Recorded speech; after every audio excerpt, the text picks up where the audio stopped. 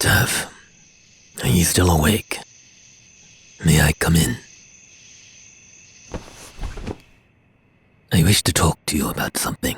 Fear not, it's nothing dire. Your concern is appreciated, but no, nothing else has returned to me. Not since I ingested the noble stalk. I remain, for the moment, the dark urge. But that is not why I've come to your tent. This pertains to our shared predicament. Whilst ruminating upon the nature of the tadpoles, I came across a tome of unknown origin. It describes, with great detail, the morphology of various amphibians. I understand that our little tadpoles are, by and large, aberrations constructed within the Mind Flayer colony, Moonrise Towers. However, their biological makeup shares many similarities to the common tadpole, specifically the larval stages of a toad, endemic to the Glimmerwood. Now, these tadpoles are quite robust in many ways, but have a glaring vulnerability. To what, you ask? To heat. Now, despite the magical stasis that tadpoles find themselves in, the physical environment may still have an effect upon our uninvited guests. Therefore, I propose an experiment.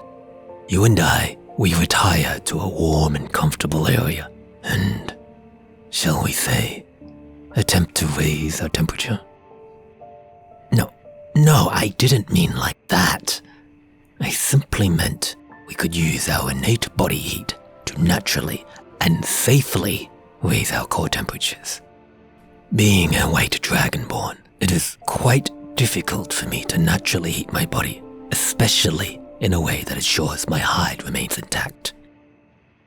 Considering the gravity of the task, I felt it would be remiss of me not to regale this to you. Why to you specifically? Why, you're the venerable leader of this coterie. Who else would I entrust this information to? Astarion? He'd sooner festoon me with alchemist's fire and take notes of my various states of immolation than entertain the thought of a mutually survivable experiment.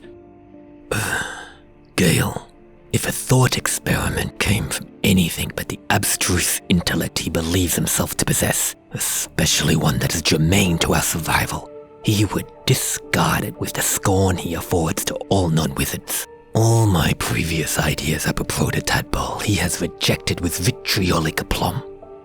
No, dark urge, I will not attempt to accelerate you to near terminal velocity and then cast hold purse in the hopes of shaking the tadpole out of your eye socket.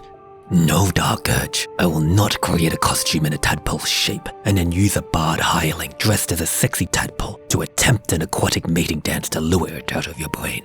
No, dark urge, I will not enlarge you and then reduce a gnome hireling and then send the now tiny gnome to battle the enlarged tadpole within your giganticized eye socket. Like all wizards, he has the imagination of a smoothed walnut. What about Will? Perhaps.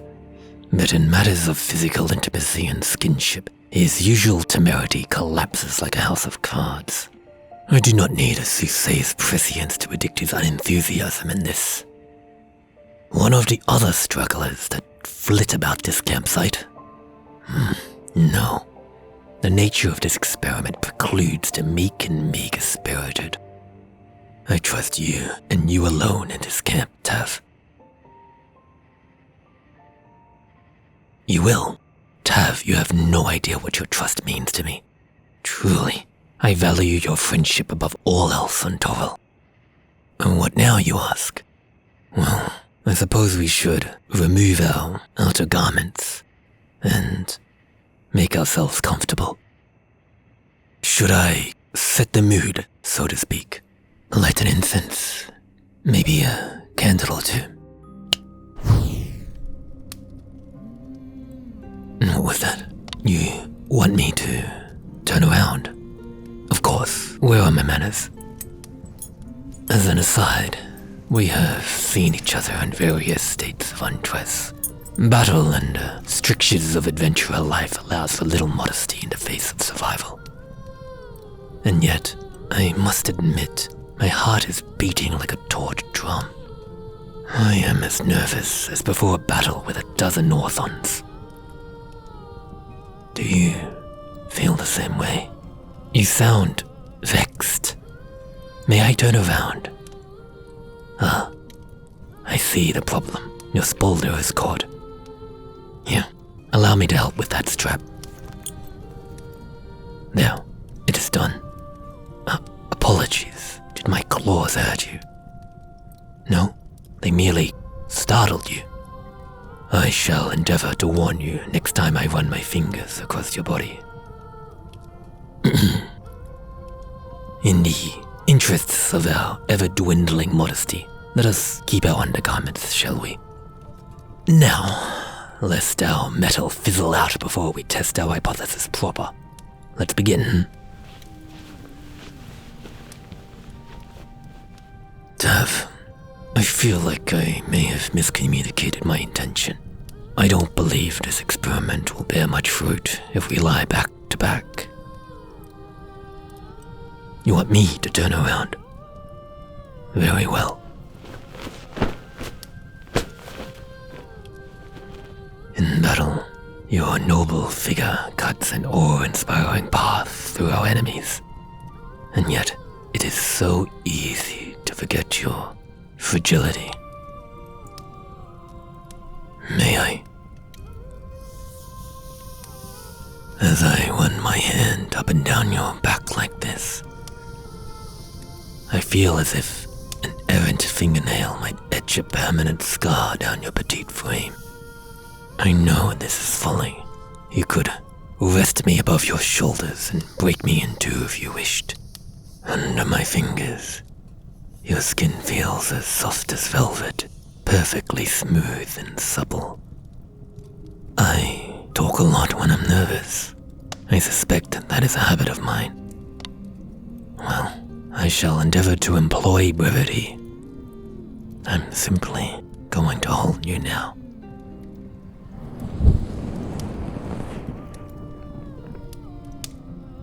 This is a pleasant heat. It's like holding a warm summer's day within my hands. You'd like me to continue stroking you? Quite right. Perhaps gentle stimulation will excite the tadpoles into planar movement. Then I shall continue caressing your shoulders and arms like so. When I touch my fingers to your neck, your breath seems to catch in your throat. Did it hurt? No? Then I'll continue to bring my fingers up and down your neck, tracing the line of life's blood along your jawline. I can feel the fluttering of your heartbeat below the skin. How delightful.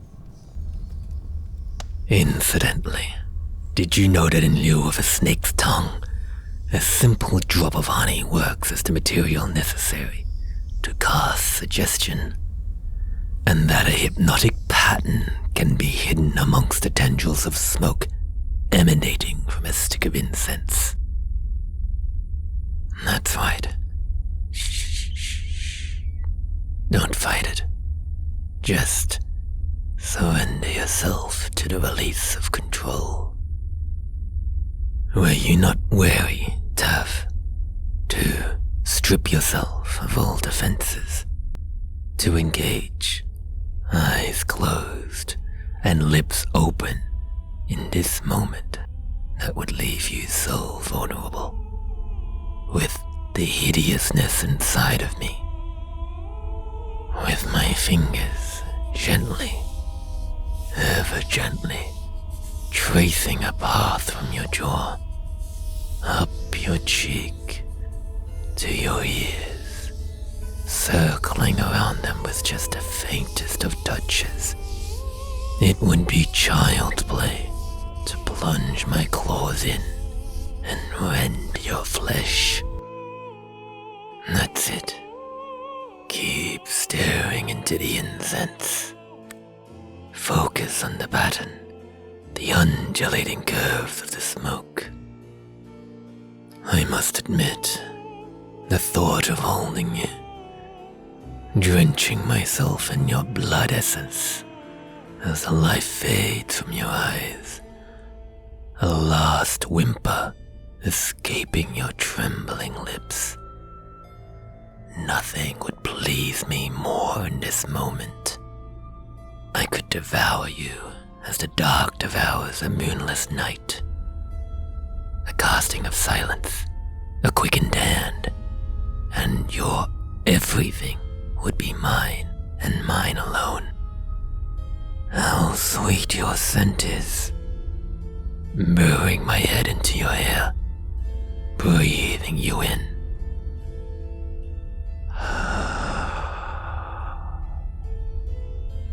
It is richer than the headiest notes of Elverquist wine, intoxicating. Perhaps I will use my mouth and teeth instead.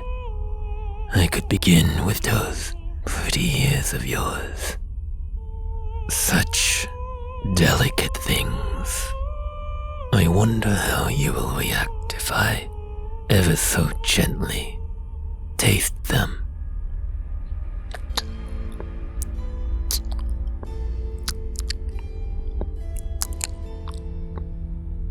My, but they must be sensitive.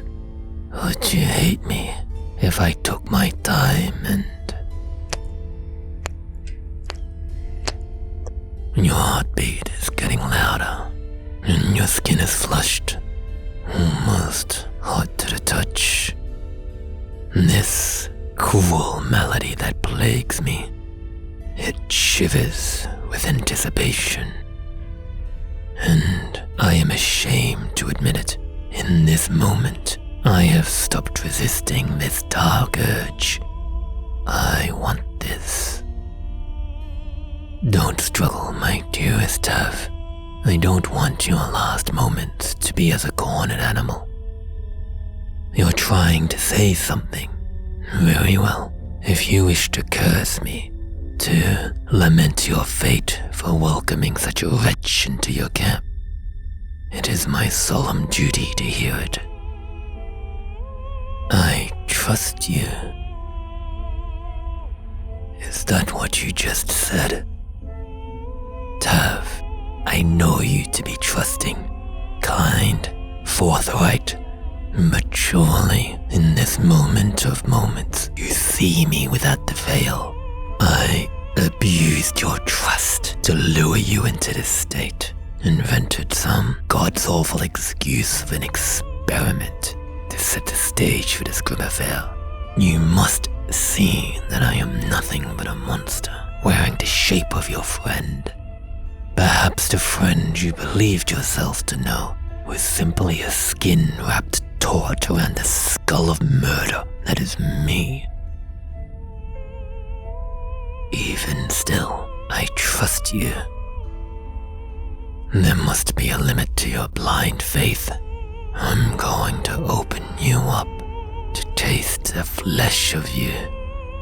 I'll savor your ears as delicacies. The supple flesh of your belly will provide me succor. Will those words still stain your lips when my mouth drips with your sanguine life essence? And still, you hold that trust in your eyes. Do you truly hold me in such high esteem, or do you think I'll cease now with my desires unsated, simply because you flatter my weakest side? No, that's not it, is it? You truly believe in me, poor, sweet, foolish Tav. Allow me to demonstrate your folly. With the sweetest of kisses, I will tear the life out of you. Prepare yourself, my dearest friend. Tav, run, now. Please, I beg you. Alert the others. Drive a stake through this vile heart of mine. Put me down like the monster I am. What are you doing? There isn't any time. You must kill me. Turning around to face me, all this will achieve is to make it that much more difficult to hold myself in check. Gazing upon your lovely visage, my mind is afire with the myriad of ways I could...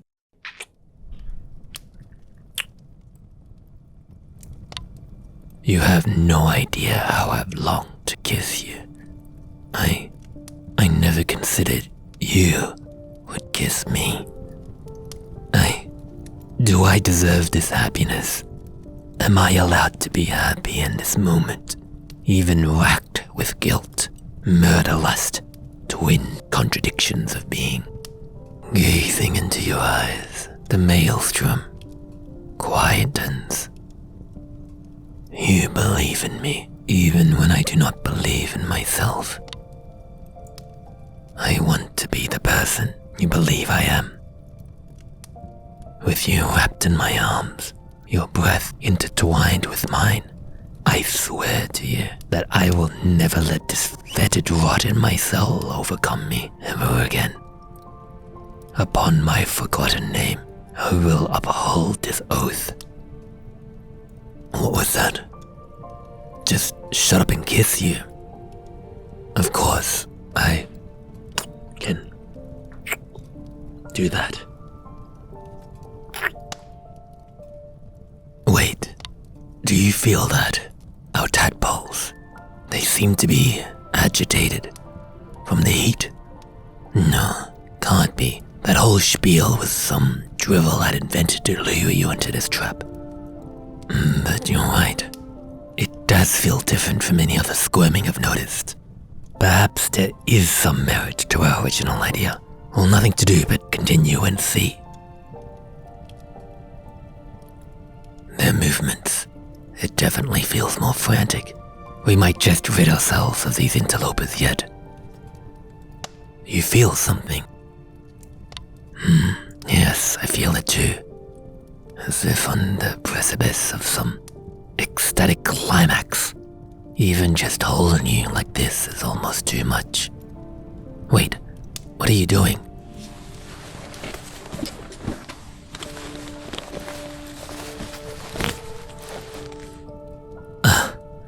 I feel you're taking back some of the agency I robbed from you. With you straddling my hips, your body weight pressed against mine, your arms pinning mine, I couldn't fight back, even if I wanted to. Do you enjoy running your hands across my scales? Truthfully, I've been afraid to properly observe myself. Every alien stitch and scar is another monument to my lost self. But I do enjoy your hands running along me. If it is you, then I am happy to bear all. There, something is happening. I can feel it. The tadpoles are definitely reacting to what we are doing. I can feel it. One more push, and... Commotion. Hello? Tav? Gale? Is everything all right in there? Oh! This isn't... We weren't... Hells. I'm Gale, sorry. this isn't what it looks like. Oh, no, it's my fault entirely. I was actually I'll just trying to see kill myself Tav. This is all. Nothing suspicious. I swear. I think I'll need a drink with the rest of that story. I won't take more of your time this lovely evening. Rest well.